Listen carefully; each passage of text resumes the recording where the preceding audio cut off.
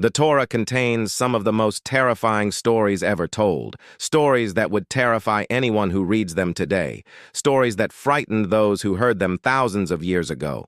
We've already read about the world ending with a great flood, about cities full of wicked people being destroyed, about entire nations being wiped out by God's plagues. And now we find ourselves at the foot of Mount Sinai, bracing for impact as God prepares to unleash his judgment. Does the Torah really want to put us through this? Does it really enjoy scaring us? Well, maybe it does. But there's another possibility. Perhaps these terrifying stories aren't just meant to frighten us. Maybe they're meant to transform us. These stories aren't just stories, they're checkpoints on our spiritual journey. Each story confronts us with a choice to embrace faith in God. Our ancestors at Sinai chose to enter into a covenant with God, to live according to his laws and teachings. The consequence of that choice was life. The alternative was death, a swift and painful death by fire from heaven. But our ancestors didn't have the benefit of hindsight. They made that choice without knowing what lay ahead, without knowing the full implications of what they were agreeing to. Are we any different? Yes, we have the benefit of hindsight. We know what happened to those who walked with God, and we know what happened to those who turned away from him. So the question is this: do we really need the terrifying stories? Do we really need to hear about the end of the world, or cities being wiped out, or people being killed by fire? The answer is yes. Yes, we need these stories. And let me explain why. The Hebrew word for these stories is sethem, and it means both narratives and boundaries. These stories are boundaries that protect us. They're boundaries that keep us safe. Here's what I mean. Imagine you're driving down a dark road, a road that you've traveled many times before. The streetlights flicker on and off. It's hard to see, and suddenly you see a sign. Road closed ahead. You slow down and turn on your brights and continue driving. That's the Torah's terrifying stories. They force us to slow down.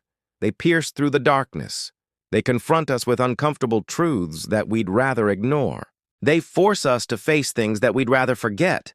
And that's why they're so terrifying. But that's also why they're so necessary. Sometimes we drive right past warning signs. We pretend they're not there. We convince ourselves we're fine, but we're not. The stories open our eyes. They help us see what we can't see ourselves. They remind us of things we'd rather forget. And that's why they're so painful. But that's also why they're so necessary. They jolt us awake. They wake us up from spiritual slumber. They shake us out of complacency. And that's why they're so frightening. But that's also why they're so necessary. They break through our defenses. They shatter our illusions. They peel back the layers of our pride. And that's why they're so terrifying. But that's also why they're so necessary. Take, for example, the story of Noah's flood. On the surface, it's a story of divine judgment, a story of righteous men and women walking with God, and a story of the wicked being wiped out. But dig a little deeper, and you'll find something more. You'll find a critique of human arrogance, a critique of human self-righteousness, a critique of human behavior. In a world that celebrates the best of humanity, the Torah shows us the worst of humanity. It exposes the depths of depravity. It reveals the lengths to which we can sink.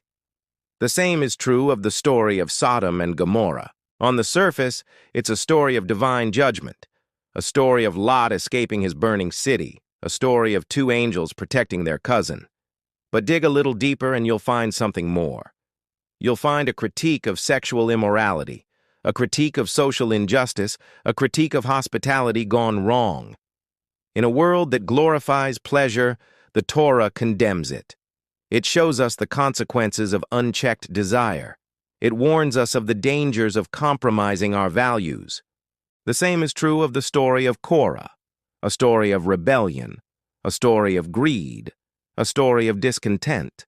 On the surface, it's a story of divine judgment, a story of Korah and his company rising against Moses and Aaron, a story of the earth opening up and swallowing them. But dig a little deeper and you'll find something more. You'll find a critique of religious elitism, a critique of questioning God's authority, a critique of doubting Moses' leadership. In a world that elevates the few, the Torah humbles them. It shows us the consequences of pride. It warns us of the dangers of questioning God.